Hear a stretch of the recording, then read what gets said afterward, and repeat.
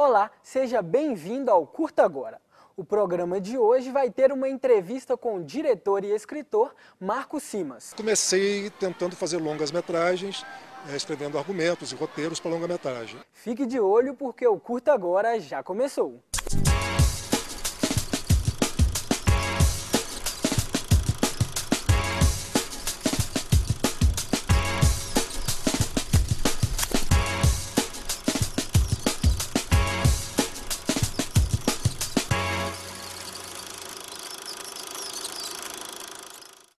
Marco Simas é escritor e professor de cinema. Ele já dirigiu o curta Com o Andar de Robert Taylor, premiado no Festival do Cinema do Rio de 1988. Brasileiro?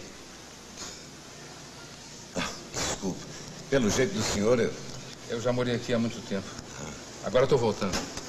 Eu gosto da cidade. mas mudou muito. Tá cheia de edifícios, viadutos. Olha, virou uma cidade de verdade, viu? Marco veio lançar o seu novo livro, O Último Trem. Marco, é um prazer te receber aqui no Curta Agora. Muito obrigado, estou adorando estar em Minas Gerais, minha terra, né? Nasci aqui, moro no Rio há muitos anos, mas nunca perdi a mineiridade. E é um prazer, inclusive descobri que tem aqui esse canal de TV universitário, que eu acho sensacional. Então estou às suas ordens. Marco, esse livro une duas de suas grandes paixões, né? Que é a literatura e o cinema. Como que surgiu a ideia de escrever esse livro? Olha, a história toda é um pouco longa, mas eu vou tentar resumir, fazer um curta dela. Eu sempre quis fazer cinema, a minha vida toda trabalhei com cinema, fiz vários curtas, né? Esse Com o Andar de Robert Taylor foi um deles. E comecei tentando fazer longas-metragens, escrevendo argumentos e roteiros para longa-metragem. Em 88, eu escrevi um argumento que chamava-se A Partida do Último Trem, que era essa história, mais ou menos essa história. Naquela época, eu não consegui, até vir para Minas, tentei fazer o filme aqui, tentei levantar algum dinheiro, não consegui. Engavetei o argumento e ficou lá anos. Agora, há 2 anos, eu retomei e comecei, falei, pô, isso aqui de repente dá uma boa história, um bom livro. E é outra coisa, né? outra história completamente diferente. Mas eu acho que a literatura é a base de tudo. Quer dizer, o cinema, ele nasce de um argumento, ele nasce, depois vira um roteiro, que depois vira filme. Então, na verdade, o cinema tem como base a literatura, como qualquer outra atividade visual. Você primeiro escreve, faz uma história, né, conta uma história, usa uma outra sintaxe depois com o cinema, mas é literatura, a base é essa literatura. Por isso que eu juntei as duas coisas e quero continuar juntando sempre. E a história se passa na década de 90, né? Que é uma década atribulada para o cinema aqui no Brasil. Por que você escolheu esse período para contar essa história? Isso é realmente assim. A história do filme, ela se passa no ano de 1990, logo depois da eleição do Collor. É uma época muito atribulada social e economicamente, né? E os cinemas naquela época, a atividade cinematográfica, ela se estancou.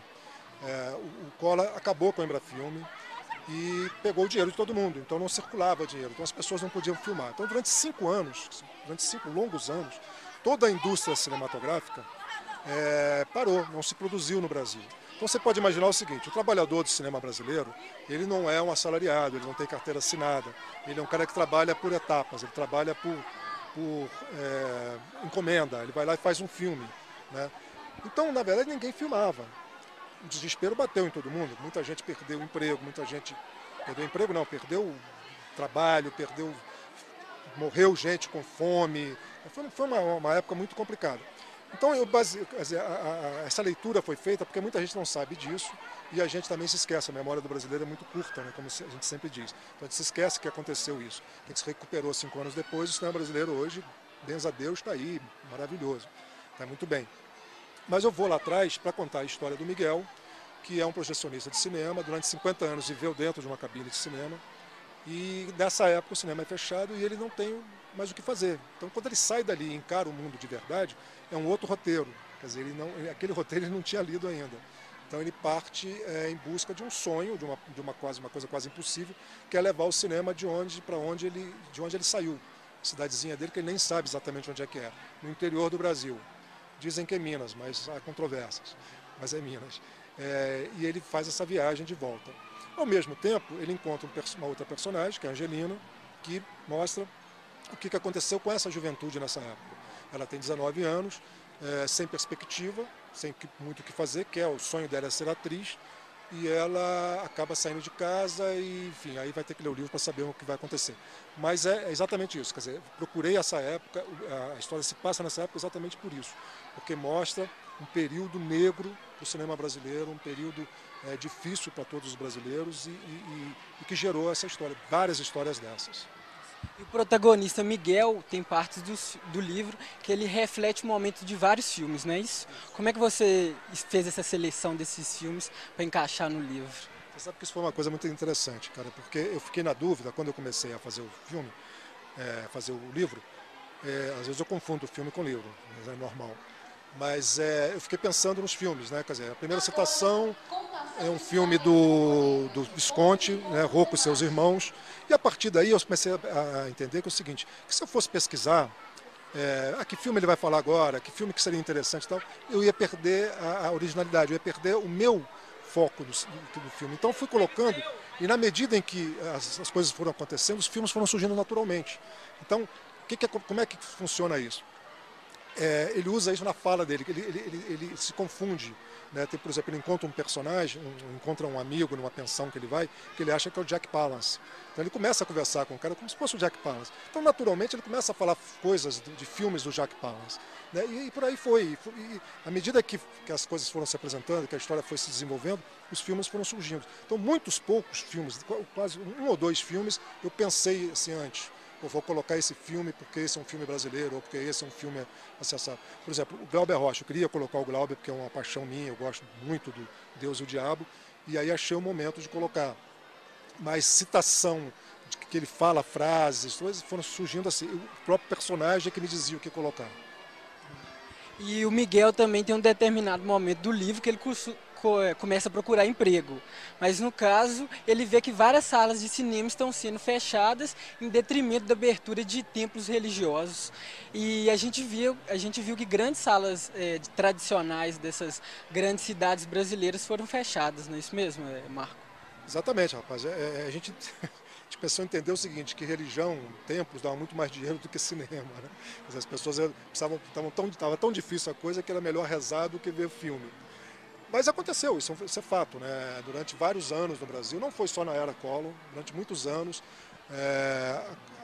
a coisa da indústria brasileira, do cinema, da exibição de cinema se complicava e os pastores, as igrejas e tal, ofereciam muito dinheiro e compravam as salas bem localizadas, construções grandes, né, já com bastante lugares, já cadeiras, já formadas quase, reformavam um pouquinho aquilo e transformavam em templos. São Paulo, Rio de Janeiro, Belo Horizonte, o Cine Pathé aqui, que é onde eu vi meu primeiro filme em Belo Horizonte, que aliás me fez querer fazer cinema, que foi o filme do Truffaut, Noite Americana, foi uma paixão, impressionante. Mas no interior isso foi muito pior, né? Porque na minha cidade, por exemplo, onde tinha o Cine Veracruz, onde eu tirei o nome do cinema aqui para o livro, primeiro virou uma discoteca, depois virou uma loja de móveis e a última coisa que eu fiquei sabendo é que ia virar um templo, mas não tenho certeza porque é muito tempo que eu não vou lá. Mas isso aconteceu muito, infelizmente é verdade. Mas é uma situação normal do mercado, né? Quem tem dinheiro, onde gera o dinheiro, quem recebe. Agora, Marco, eu peço para você para dar um recado para o nosso telespectador que está em casa, que pretende comprar o seu livro. Olha, eu se fosse você, estivesse em casa, saía correndo para comprar o livro. Sem brincadeira, é o seguinte, o livro, eu escrevo, eu acho o seguinte, eu tive tanto prazer em produzir esse texto, enquanto eu estava escrevendo esse livro, foi tão prazeroso, quer dizer, todos os movimentos dos personagens, eu ria com eles, eu chorava com eles, tem cenas, por exemplo, que eu acabava de escrever que eu estava chorando, às vezes rindo e tal, que eu acho que literatura é um pouco isso, literatura é essa coisa de você ter prazer em dividir com aqueles personagens em poucos momentos da sua vida, sabe, por algum tempo. E, além do mais, é uma coisa que você vai gastar muito pouco, ficar se divertindo um bom tempo e vai ganhar, vai conhecer outros mundos, outras possibilidades, abrir cabeça. Então eu acho que vale a pena. Foi um prazer, então, conversar com você. Muito obrigado. Eu te agradeço. Obrigado, um abraço a todos. E quem estuda cinema, vá fundo que vale a pena. Então o Curta Agora vai para um rápido intervalo. Já já nós voltamos com o Curta de hoje. Não saia daí.